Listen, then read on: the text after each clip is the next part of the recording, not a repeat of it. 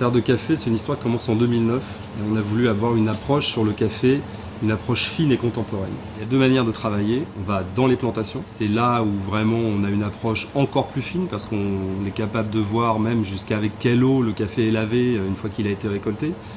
Comment les cueilleurs travaillent, s'ils travaillent vraiment à maturité. Donc là, on peut tout voir. On travaille comme ça, notamment pour tous les micro-lots qu'on achète. On achète des micro-lots en exclusivité. Donc là, on achète toute la récolte. Et là, il faut absolument être sur place. Ça veut dire que ces cafés-là, on ne les trouve que chez Terre de Café et que chez les partenaires Terre de Café. Donc voilà, ce que c'est qu'un micro-lot exclusif. Il y a une autre manière de travailler. On a des agents, c'est-à-dire on travaille avec un importateur qui a des agents dans chaque pays producteur.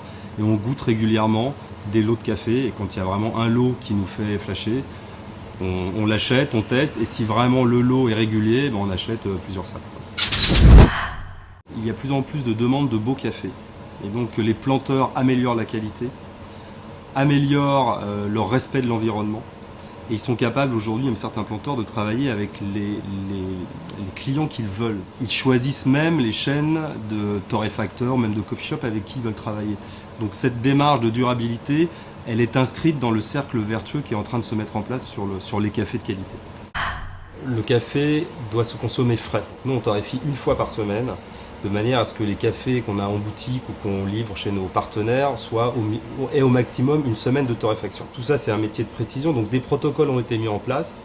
Et même quand c'est pas moi qui torréfie les cafés, l'opérateur sait exactement reproduire le protocole qui a été mis en place pour chaque type de café. Il y a une dernière étape qui, quand on vend le café, nous échappe. C'est la dernière transformation du café, c'est la personne qui, chez elle, va faire le café. Il y a des règles, quelle que soit la cafetière, mais la chose fondamentale, c'est la mouture. C'est-à-dire qu'il faut que le café soit bien torréfié, bon, frais et bien moulu pour votre machine. Voilà. Et ensuite, il faut avoir les 3 ou 4 bons gestes pour faire le café selon la machine que l'on a chez soi.